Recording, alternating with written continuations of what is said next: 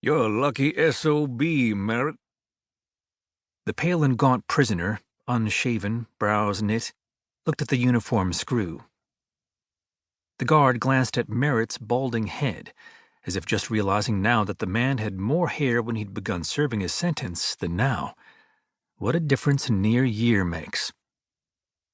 The men, both tough, both fatigued, faced each other through a half-inch of bulletproof glass, a milky sheet as smeared as the walls were scuffed.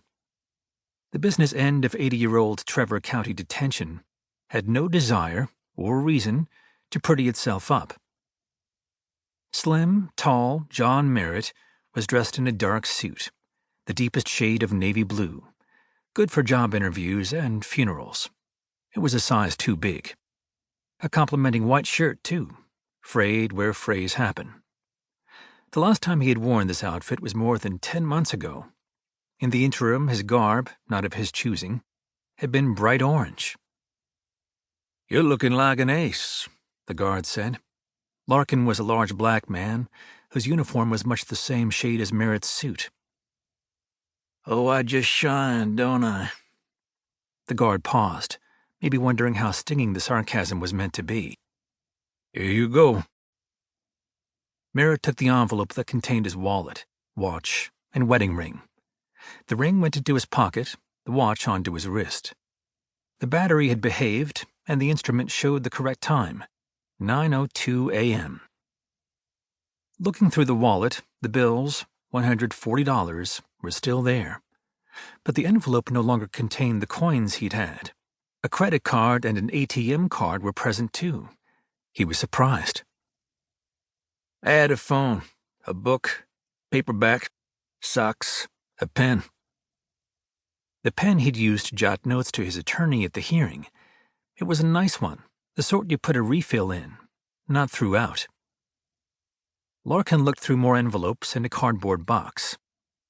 That's all that's here. He lifted a huge hand. Stuff disappears. You know. More important. And some work I did in the shop. William said I could keep it. The screw consulted a sheet. There's a box outside the door, on the rack. You didn't come in with it, so you don't gotta sign. He prowled through more paperwork, found 2 envelopes, business size, and pushed them through. What's that? Discharge documents. Sign the receipt. Merritt did, and put the envelopes in his pocket fast, feeling that if he read them now, he'd see a mistake. The screw could catch it too and say, sorry, back inside. And these. He slid Merritt a small business card. Your parole officer. Be in touch in 24 hours. No excuses. Another card made the short trip. It was a doctor's appointment reminder. It was for 11 today. Take care, Merritt, and don't come back. With not a single word, he turned. The lock buzzed and snapped, and the thick metal door opened. Merritt walked through it. Beside the door, on the rack Larkin had mentioned, was a cardboard box about 1 by 2 feet, J. Merritt on the side. He picked it up and walked to the exit gate in the chain link. The barricade clattered as it crawled sideways. Then Jon Merritt was outside, on the go-where-you-will sidewalk. He felt odd, disoriented, dizzy. This did not last long. It was like the time he and some cop friends went party boat fishing and it took him a little time to find his sea legs. Then, steadying, he turned south, inhaling deeply, wondering if the air outside tasted different from the air inside. Couldn't tell.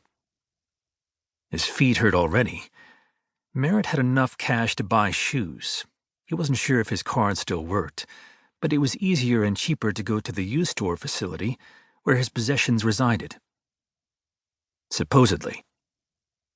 The light changed, and Merritt started to cross the asphalt, shoulders slumped, in his tight shoes and baggy, somber suit, on his way to a job interview. Or a funeral.